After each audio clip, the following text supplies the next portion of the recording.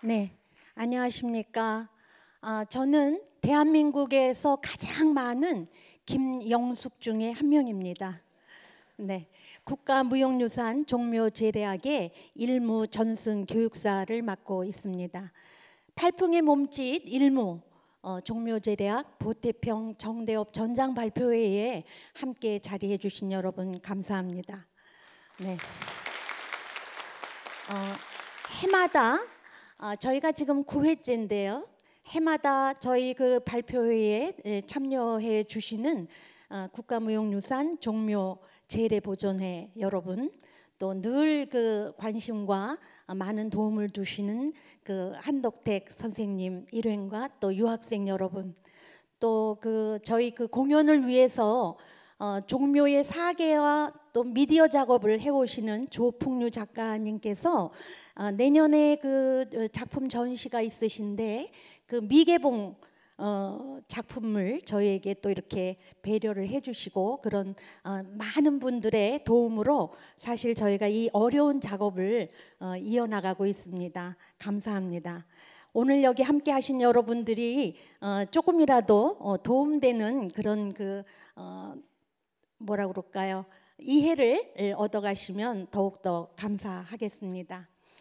1392년에 조선이 개국을 하고 개경에서 한양으로 도읍지를 옮기면서 좌묘우사 궁궐을 중심으로 왼쪽에는 종묘를 세우고 오른쪽에는 사직단을 세운다라고 하는 원칙에 따라서 지금의 종로 사가에 종묘를 세우게 됩니다. 처음에는 그 정전에 7칸이 세워졌었는데요. 세종 때에 이제 그 따로 모셔야 될 분들을 위해서 별묘로 영령전을 4칸 더 세우게 됩니다. 그러면서 이제 점차 세월이 가면서 정자원은 19칸이 됐고요. 영령전은 16칸이 되었습니다. 이런 그 긴 그 구조를 가진 건축물이 드물기 때문에 세계 무형유산으로 등재되기도 했습니다. 제가 공부를 좀 덜 열심히 해갖고 커닝 페이퍼를 준비를 했더니 얘가 또 떨어지기까지 하려고 그럽니다. 종묘는 그 조선의 역대 왕과 왕비 또 황제와 황후들의 신의를 모신 유교 사당이고요. 매년 5월 첫 번째 일요일과 11월 첫 번째 토요일에 그 종묘 대제를 봉행을 하고 있습니다. 왕실의 그 제사에는 예약 사상에 따라서 그 제례 절차에 맞춰서 제례악이 연주되게 되는데요. 이 종묘 제례악은 바로 종묘 대제 때에 조선조 역대 왕들의 그런 그 공덕을 찬양하는 악장을 노래를 하고 그 다음에 기악으로 연주를 하고 또 춤이 같이 연행이 되는 악가무 종합예술입니다. 이때 추어지는 춤을 일무라고 하고 일은 열을 나타냅니다. 그래서 제후국일 때는 6일무로 6열 6행에 36명이 추었고요. 대한제국 이후에는 8열 8행에 64명이 추는 그런 춤으로 발전하게 되었습니다. 처음 그 종묘 제례악이 창제된 것은 세종대왕께서 창제를 하셨어요. 당시에는 그 종묘에서 제례악으로 중국에서 전해져 온 악이 쓰이고 있었습니다. 그러니까 세종대왕께서는 살아서는 조상님들이 우리 음악인 향악을 듣다가 돌아가시고 난 이후에는 그 악을 듣는 것이 마땅치 않다. 그러니까 우리 음악인 향악과 고취악을 바탕으로 해서 새로운 음악 신악으로 이제 정대업 15곡과 보태평 11곡을 창제를 하셨습니다. 그런데 이제 여러 반대에 부딪히셔서 제례에서는 쓰이질 못했어요. 그리고 회례연에서만 쓰였는데 세종대왕께서 그 신학을 창제하실 때에 그 옆에서 보필하셨던 세조대왕께서 그 정대업과 보태평을 각각 11곡으로 정리를 해서 세조 10년 1464년 1월에 처음으로 종묘 제사에서 제례악으로 쓰게 됐습니다. 그게 올해가 2024년이니까 560년이 된 거죠. 그래서 이것이 유구한 역사를 가지고 전승이 되고 있는 것입니다. 지금 그 아악이라고 하는 것, 그거는 종묘에서 쓰였었지만 그것도 중국에서 전해진 그대로가 쓰인 것이 아니라 세종대왕 때에 해주에서 거서라고 하는 곡물이 발견이 돼요. 그래서 그거에 준해서 황종척이라는 걸 만들고 12율관을 만듭니다. 그러니까 그 또 남양에서는 경돌, 그러니까 대리석이죠. 대리석이 또 나와서 그것으로 특경과 편경 등을 만들었어요. 그래서 조선의 아악으로 만들어집니다. 그걸 신제아악이라고 하는데 이 신제아악은 현재까지도 사직제례악, 또 문묘제례악, 또 선농제례악, 선점제례악 등으로 계속 쓰이고 있습니다. 그런 그 많은 역사를 갖고 있고요. 이 종묘제례악은 의례 절차에 따라서 이제 연주가 되는데 맨 처음 연주가 되는 것이 영신예의 영신희문이라고 하는 곡이에요. 근데 영신희문은 원래는 구성이라고 해서 9번을 반복을 해야 되는데 요새는 그 영신예라고 하는 용어를 쓰지 않습니다. 그리고는 그 모든 제관들이 복무할 자리에 나아가는 취위라고 하는 용어로 지금은 쓰이고 있고요. 이제 그 초홍관이죠. 지금은 황사손이 맡아서 하고 있는데 초홍관에게 나아가서 행사를 진행할 것을 청합니다. 그러면 그때 궁가라고 하는 하월대에 있는 악대에서 연주를 해요. 영신희문을. 그러면 거기에 맞춰서 일무를 추게 되고 그 참여한 모든 분들이 헌관 재관들뿐 아니라 참여한 모든 사람들이 같이 국궁사배를 하는 것으로 이제 영신예가 시작이 됩니다. 그런데 지금은 그렇게 구성까지는 하지 않고 조금 짧게 하고 있죠. 그 다음에 이제 연주가 되는 것이 신관예라고 하는 것입니다. 신관예라고 하는 것은 상월대에서 이제 등가에서 전폐희문이라고 하는 곡을 올리는데요. 이때에 그 조상님들의 혼을 부르는 그 삼상향, 향을 3번 피워 올리는 예를 갖추고 그 다음에는 관창예라고 해서 제상 앞에 관지구라고 하는 것이 바닥에 있어요. 거기에 울금과 검정 기장으로 빚은 울창주라고 하는 것을 부어서 백을 부릅니다. 그래서 혼과 백을 모두 부르는 거죠.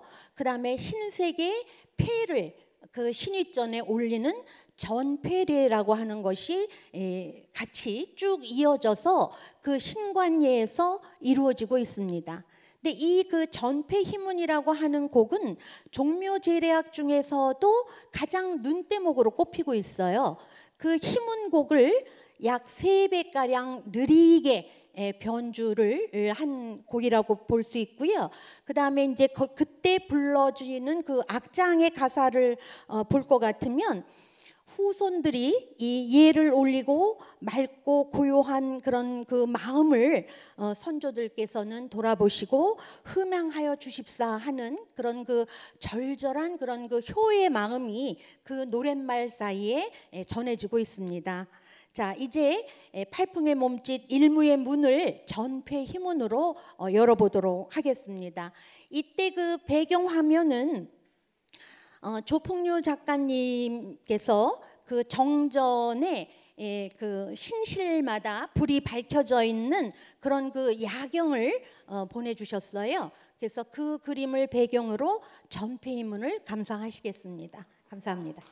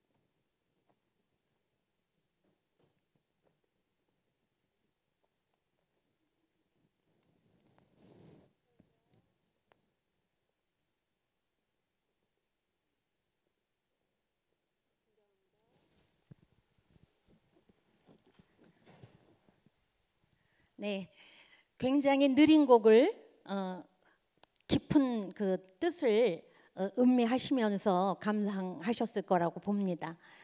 약간 그 객석에 조명을 주셔도 될 것 같아요. 사실은 그 프로그램 상에는 지금 제가 나와서 잘난 척할 타임은 아니에요. 그런데 이제 이후에 보태평 11곡을 하려면 한 30분 정도가 걸리는데, 그때는 그 늦게 오신 분들이 입장을 하실 수가 없어서 제가 좀 나와서 이렇게 잘난 척을 하면 그분들이 또 입장을 하실 수 있기 때문에 또 나왔습니다. 박수 한번 주세요. 감사합니다. 네. 지금 그 아쉬운 거는 사실은 이거를 그 현장에서 보시면 훨씬 더 잘 그 이해를 하실 수가 있을 텐데, 그렇지 못한 것에 대해서 조금 아쉬움은 있습니다. 이 종묘제례악은 악대의 그 편성만으로도 그 동양 철학적인 의미를 담고 있거든요. 지금 이제 이 그 정전을 보실 것 같으면 저 불을 밝히고 있는 그 신실 앞쪽을 상월대라고 해요. 그래서 그 상월대에서 연주하는 악대를 등가라고 합니다. 그리고 하늘을 상징하는 거고요. 이 아래 이제 계단을 가운데 있는 거는 이제 실로라고 해서 신들만이 다니시는 길이기 때문에 저 길은 함부로 밟으시면 안 되는 길이고요. 그 계단을 올라가면 그 넓게 박석이 깔려 있는 곳이 하월대거든요. 근데 그 실로의 오른쪽에는 헌관들이 서 계시고요. 그 왼쪽에는 이제 일무원들이 쓰게 되고요. 그 뒤쪽으로 악대들이 앉게 되는데 그 악대를 공가라고 합니다. 예전에 대한제국 이전에는 헌가라고 했었는데 대한제국 이후에는 이제 격을 좀 높여서 궁가라고 부르고 있습니다. 그래서 그 궁가는 땅을 상징해요. 그래서 등가와 궁가 사이에 일무원들이 서서 이제 인을 상징하는 거죠. 그래서 천지인 삼재가 합일하는 그런 의미를 그 악대 편성만으로도 가질 수 있습니다. 그리고 오늘 여러분들이 이제 보태평과 정대업을 감상하시겠는데요. 보태평은 문덕을 찬양하는 악곡이고요. 정대업은 무공을 칭송하는 악곡이거든요. 이렇게 문무와 무무가 있는 것은 인사, 사람의 그 일 중에는 문덕과 무공을 벗어나지 않는다. 그래서 반드시 이 문무와 무무는 있어야 된다는 거죠. 그리고 그 등가라고 하는 것은 아까도 하늘을 말씀드렸던 것처럼 등가가 상징하는 것은 해가 움직이는 궤도, 그러니까 일전을 표현하는 거기 때문에 그 악기에 놓이는 것이 달라요. 그래서 동쪽인, 그러니까 여러분들이 보시는 오른쪽이 동쪽이 되는 거죠. 그 동쪽에는 청사자, 푸른 색깔을 칠한 청사자가 받치고 있는 편종이 그쪽에 놓이게 됩니다. 그리고 서쪽, 여러분들이 보시는 왼쪽에는 흰색으로 칠한 엎드린 그 호랑이 모양을 한 어라고 하는 악기가 있어요. 그 악기가 자리를 하게 되는 거죠. 그래서 음악을 시작할 때에 또 이제 축이라고 하는 그 푸른 색깔, 약간은 좀 초록빛이 나는데 푸른 색깔을 칠한 그 축이라고 하는 악기는 동쪽에 놓이게 되고요. 또 지금 말씀드렸던 그 어는 이제 서쪽에 놓이게 되는 거고요. 아까 그 청사자가 푸른 그 편종을 메고 있는데 그게 동쪽에 놓인 거는 그 대칭되는 거는 백아, 흰색의 오리가 받치고 있는 편경은 서쪽에 놓이는 것이라고 말씀을 드려야 되는데 말이 뒤죽박죽 되고 있습니다. 사실은 저 지금 떨고 있어요. 예, 그래서 편종과 편경, 그 다음에 축과 이렇게 그 대칭이 되게 놓이게 됩니다. 그때 그 음악을 지금 이제 들으시면 처음 시작할 때 도 그러죠. 그리고 끝에 이제 마무리할 때쯤에는 지오 그래요. 그건 뭐냐면 휘라고 하는 큰 기가 있어요. 그래서 이제 음악을 시작할 때에 도 하고 집사가 외치면 그 길을 세워서 음악의 시작을 알리는 거고요. 지오 그러면 그 휘를 내려서 음악의 그침을 표시하는 겁니다. 근데 그때 음악이 시작할 때 아까 말씀드렸던 그 푸른색을 칠한 축이라고 하는 악기가 먼저 딱딱딱 하고 쳐요. 그거는 그 네모난 나무 상자처럼 생겼는데 그 위에 동그랗게 구멍이 뚫려 있어요. 그리고 그 안에 이제 이렇게 생긴 그 몽둥이 같은 것으로 아래 위로 딱딱딱 이렇게 칩니다. 이렇게 아래 위로 상하로 움직이는 그 동작은 하늘과 땅을 열어서 음악을 시작한다는 의미가 있고요. 제가 그 핀 마이크 준비를 안 했더니 손이 조금 부자연스러워서 좀 그런데 어라고 하는 악기는 그 엎드린 호랑이의 대갈림 조금 고상하지 않은가요? 머리를 딱딱딱 친 다음에 그 등줄기에 27개의 저라고 하는 이렇게 톱니처럼 생긴 것이 있어요. 그거를 진이라고 하는 9쪽으로 나눈 그 대나무 채로 머리를 딱딱딱 친 다음에 옆으로 드르륵 하고 긁는 거거든요. 그런데 명인은 이 드르륵을 끝까지 잘 긁어주고요. 조금 그 기술이 떨어지는 사람은 드르륵 하고 가다가 중도에 끝나고 그래요. 그러니까 이게 얼마만큼 잘 가느냐에 따라서 그 사람의 그 연주 실력도 평가할 수 있는 거죠. 그런데 그때 이 좌우의 수평적인 움직임은 열렸던 땅과 하늘을 다시 맞닿게 해서 음악을 그치게 한다는 그런 의미를 갖고 있습니다. 이 그 등가와 궁가 사이에서 춤추는 일무는 우리가 그 타이틀을 팔풍의 몸짓이라고 한 것처럼 8방향에서 불어오는 그 바람을 표현한다고 볼 수 있어요. 이 재래악기에 쓰이는 재료는 모두 8가지입니다. 그래서 금석, 사죽, 포토, 형목 이렇게 8가지 재료로 만든 악기를 파름악기라고 하는데요. 그 파름악기의 조화에 맞추어서 춤을 춤으로써 팔풍을 순조롭게 표현하는 것이 일무거든요.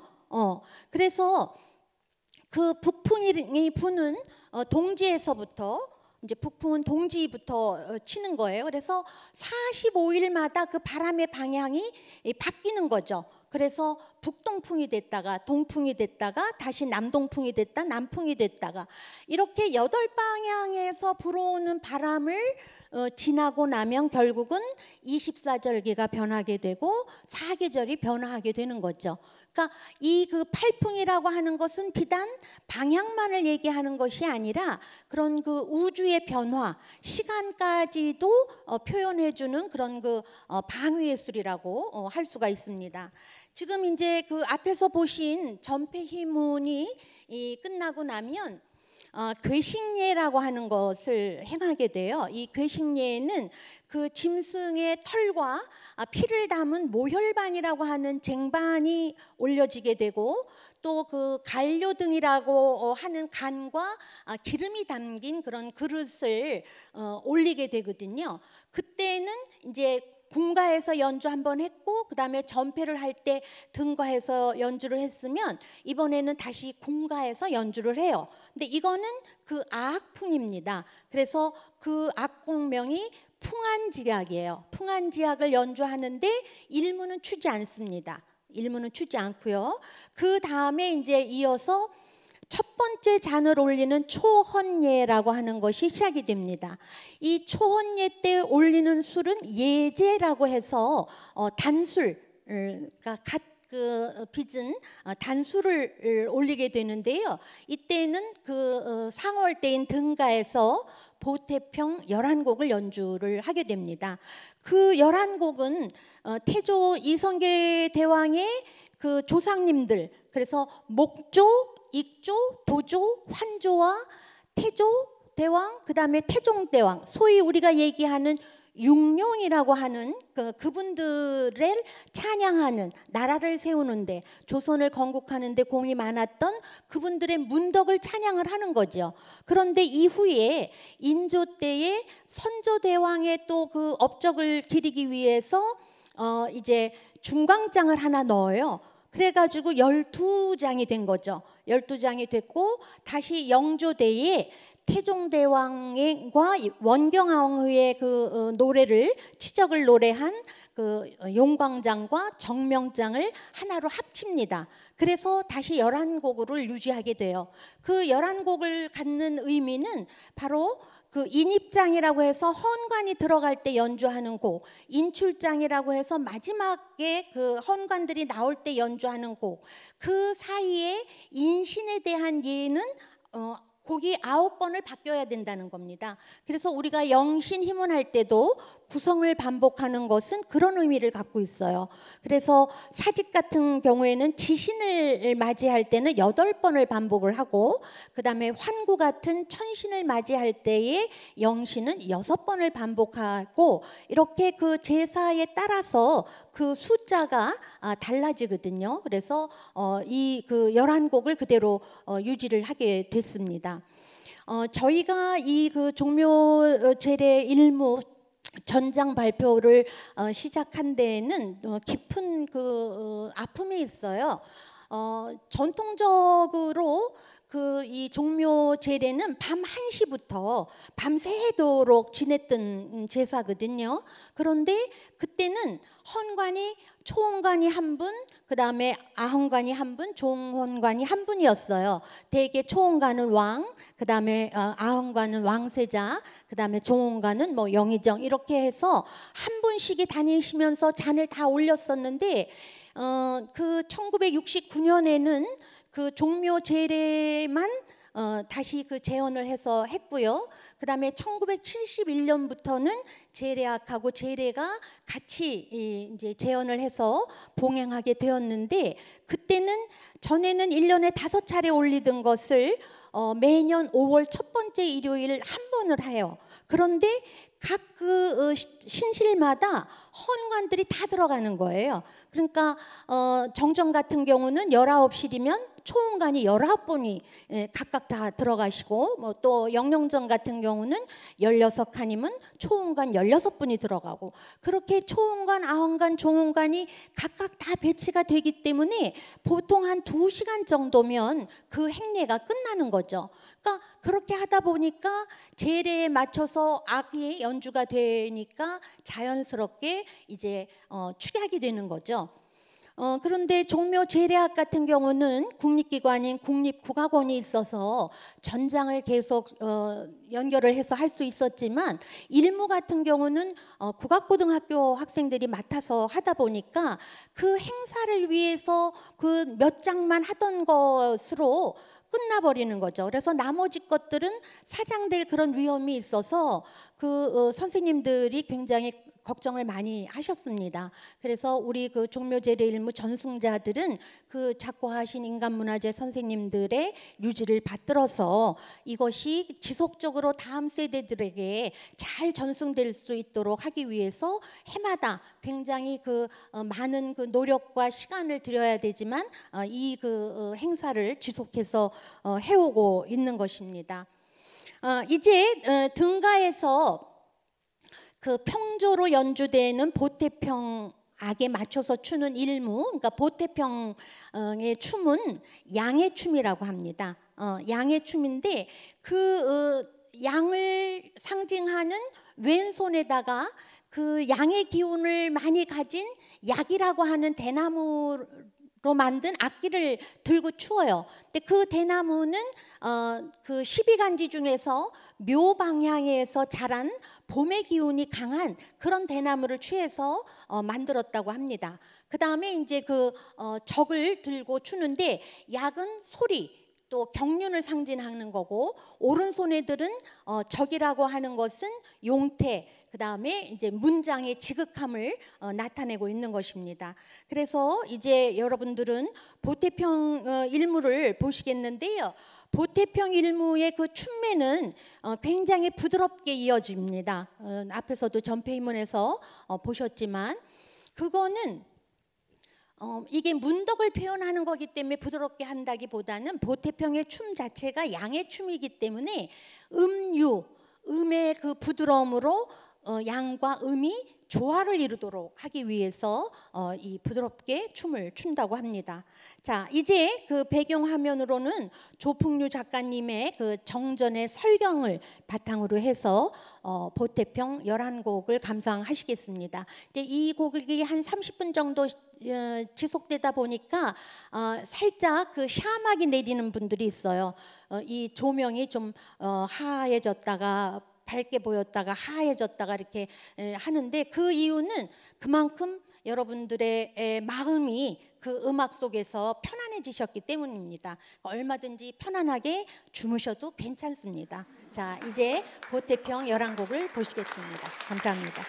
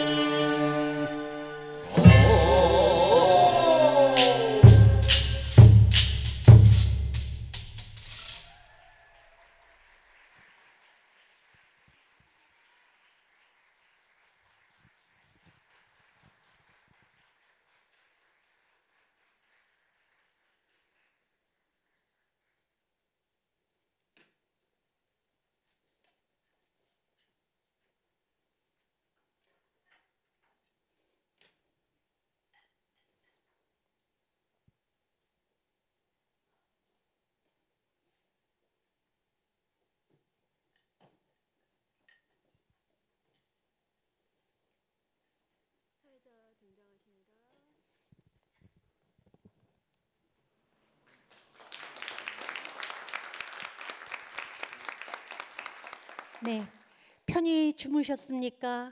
네, 굿모닝입니다. 이 춤이 일무가 굉장히 담백하죠. 다 대피리간하고 대례는 하고 하는 것처럼, 그래서 이게 쉬운 줄 알아요. 그래서 그냥 서서 하는 거니까 쉬운 걸로 생각하고 이제 많이들 등록을 했다가 막상 해보니까 어려운 거예요. 왜냐하면 부정형 박인데다가 각 악곡마다 그 각 동작들의 박이 다 달라요. 그래서 그 악곡을 다 외우지 않으면 이 춤을 해석을 해내기가 어려운 거죠. 그래서 도망가는 친구들이 많습니다. 그래서 열심히 가르쳐 놓고 그거를 수학을 거두지 못하는 저의 이 아픈 마음을 여러분들은 조금 이해해 주시기 바랍니다. 이 초원무를 추고 나면 초원예가 끝난 다음에 이 보태평 지무를 춘 사람들은 일단 퇴장을 해요. 그리고 그 서쪽 담장에 서 있었던, 그러니까 여러분들이 보시기 왼쪽이죠. 왼쪽 그 담장 안쪽에서 그 정대업을 출 무무원들이 대기를 하고 있어요. 그러다가 이제 그 사람들이 다시 들어와 가지고 이제 두 번째 잔을 올리는 아언예하고 종언예의 정대업의 춤을 추게 됩니다. 그런데 재현이 되고 난 이후에는 그렇게 무원들 자체가 바뀌지를 않고 그냥 들고 추는 무구만 바꾸는 것으로 대체를 하고 있습니다. 그 두 번째 잔을 올리는 그 아언예는 앙제라고 해서 잘 익은 흰 술을 올리게 되고요. 세 번째 작을 올리는 그 종언예에서는 청주라고 해서 맑은 술을 올리게 됩니다. 그리고 그 종언예에서는 그 정전 담장 안에 있는 칠사당과 공신당에도 작을 같이 올리는 그런 예를 행하고 있습니다. 이제 들으실 정대업의 음악은 시작을 할 때에 도 하고 나면 진고라고 하는 큰 북이 있어요. 그 북을 쿵쿵쿵쿵 하면서 10번을 치는데 그거를 진고 10통이라고 합니다.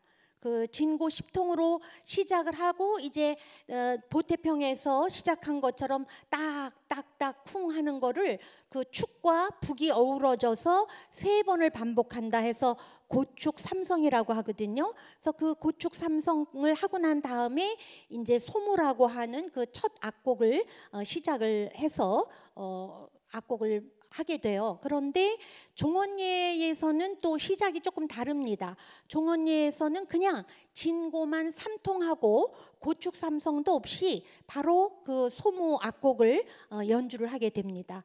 또 음악을 그칠 때에는 그 박을 3번을 치게 되는데 그걸 격박 3차라고 해요. 그리고 아까 말씀드렸던 호랑이를 긁는 거를 머리를 때리고 등을 긁는 걸 3번 반복한다. 그래서 격수 3할이라고 하거든요. 그래서 격박 3차와 격수 3할로 마무리를 하고 그 다음에 이제 그걸로 끝나요. 근데 종언예에서는 거기까지 하고 그 다음에 대금 10차라고 해서 징을 대금이라고 해요. 큰 대자에 쇠금자를 써서 그 대금을 10번 치는 걸로 마무리를 합니다. 그래서 이제 들으시면 아시겠지만 태평소라든가 이제 징이라든가 이런 악기들이 나오는데 처음 시작할 때는 북으로 시작을 하고 마무리는 징으로 하고 그래서 마치 전장에서 진격할 때에 북을 치고 후퇴할 때에 징을 치는 그런 분위기를 무무의 분위기를 같이 느낄 수가 있게 되는 거죠. 그런데 이제 저희는 그런 거를 이해를 도우면서 앞에 그 아헌예의 시작과 진고 십통으로 하는 아헌예의 시작과 그 다음에 대금 십차로 마무리하는 종헌예의 악지로 이렇게 편집되어 있는 거를 이해를 해주시기 바랍니다. 이 정대업은 그 하월 때인 궁가에서 계면조로 이제 정대업 곡을 연주하기 때문에 여기에 맞추어 추는 정대업 춤을 음해춤이라고 해요. 그래서 음을 상징하는 오른손에 앞에 네 줄은 목검을 들고 뒤에 네 줄은 목창을 들어서 음을 강조하고 있습니다. 그런데 그 춤 동작은 춤매는 굉장히 절도 있고 단단하게 씩씩하게 그렇게 추어요. 그거는 뭐냐 하면 양강, 음의 춤을 양으로 조화를 이루게 하기 위해서 그렇게 춤을 추는 것이라고 할 수 있습니다. 이제 이렇게 해서 그 아헌예와 종헌예가 마치고 나면 음복예라고 하는 게 있어서 조상님들이 내려주신 그 복을 마신다 그러는 음복예가 있는데 이때는 뭐 음악은 연주하지 않고요. 그 다음에 이제 대나무로 만든 그 마른 음식을 담는 변이라는 제기가 있고, 그 다음에 젖은 음식을 담는 나무로 만든 목기 두라고 하는 것이 있어요. 그거를 하나씩 이렇게 옆으로 치워 놓는 거두는 것으로 철변두라고 하는 행사가 이어지는데, 그때는 이제 그 정대업이 궁가에서 연주가 됐으니까 그 철변두 곡은 등가에서 연주를 합니다. 근데 그때 연주되는 곡을 옹안지악이라고 하는데 그때도 일문은 추지 않아요. 그 다음에 이어서 이제 마지막으로 그 신들을 보내드리는 송신예는 또 궁가에서 흥안지악을 연주하게 됩니다. 이때도 일문은 추지 않아요. 그래서 앞에 그 괴식예나 또 철변두 그 다음에 송신예의 악곡만 연주하고 일무를 추지 않는 것은 송나라의 예법을 따른 것이라고 이렇게 명시가 되어 있습니다.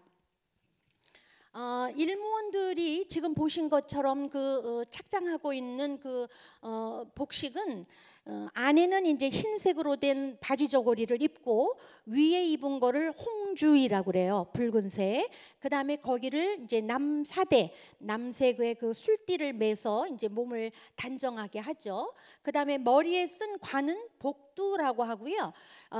발에 신은 그 목이 긴 신발을 목화라고 합니다. 근데 이런 그 복식을 착장한 거는 대한제국을 선포하고 이제 황제국이 된 것으로 격상이 되어서 그런 옷을 입은 거예요. 그러니까 황제 같은 경우에는 그 전에 왕의 신분일 때는 구장복에 구류관을 썼는데 황제가 되고 나서 십이장복에 십이면류를 쓰는 것처럼 저희도 그 전에는 남색의 남주위에다가 붉은색의 정말대를 메고 그 다음에 신은 목이 저렇게 긴 것이 아니라 재화처럼 생긴 오필이라고 하는 것을 신었어요. 그리고 이제 보태평의 춤을 출 때에는 머리에다가 관으로 진현관을 쓰고 정대업을 출 때에는 붉은색의 피변이라는 것을 썼었습니다. 오래전이니까 어심 여러 번 들어가야 돼요. 그래서 썼습니다. 그랬는데 이제 황제국이 되면서 복식이 그렇게 바뀌게 된 거죠. 그런데 이제 오늘 그 목창은 없이 그냥 저희는 목검만 일단 들고 나와서 보여드릴 거고요. 그 다음에 그 이 아헌예와 종헌예를 출 때에는 그 배경으로 그 영영전을 보시게 될 거예요. 앞에서 보셨던 것은 19칸으로 된 정전이었고요. 이제 보실 것은 16칸으로 된 영영전인데 그 모습이 조금 다를 거예요. 그거를 보시고 정전이 2022년부터 지붕 보수 관계로 그 2023년부터는 영영전에서만 종묘 대제가 이루어졌었어요. 그랬는데 이제 내년에 그 공사가 다 마무리가 돼서 4월 20날 그 환안제라고 해서 그러니까 그 종묘 공사를 하기 위해서 그 19실에 모셨던 그 신주들을 창덕궁으로 옮겨갔어요. 그걸 이한제라고 하는데 이번에 이제 그것을 다시 창덕궁에서 이제 종묘로 모셔오는 거죠. 그걸 환한제라고 하는데 아마도 이 환한제 같은 경우는 일생에 뭐 한 번이나 볼 수 있는 그런 행사라고 생각을 합니다. 그러니까 4월 20날 이제 뭐 이렇게 쭉 그 뭐 행진을 하겠죠. 뭐 취타대도 올 테고 왕이나 이런 그 어가 행렬도 있을 테고 그 종묘 안에 들어가서도 또 이제 그 고유하는 그런 여러 가지 의식이 있을 거예요.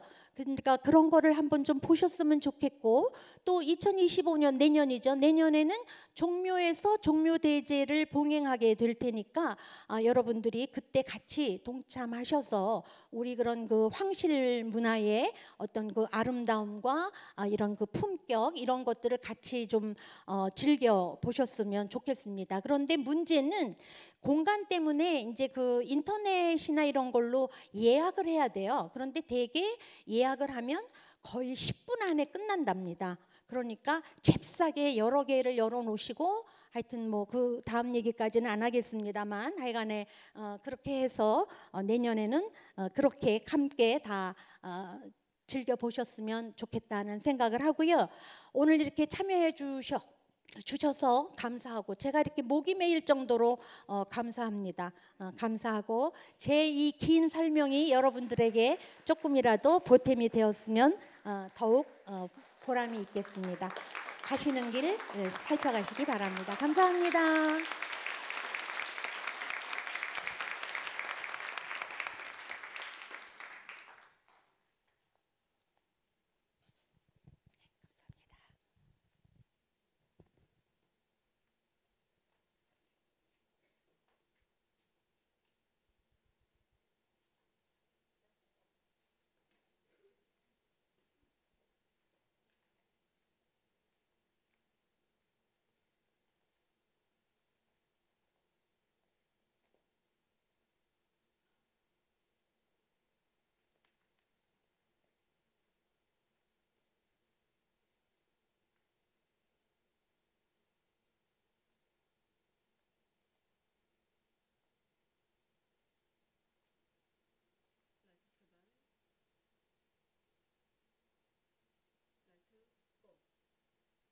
도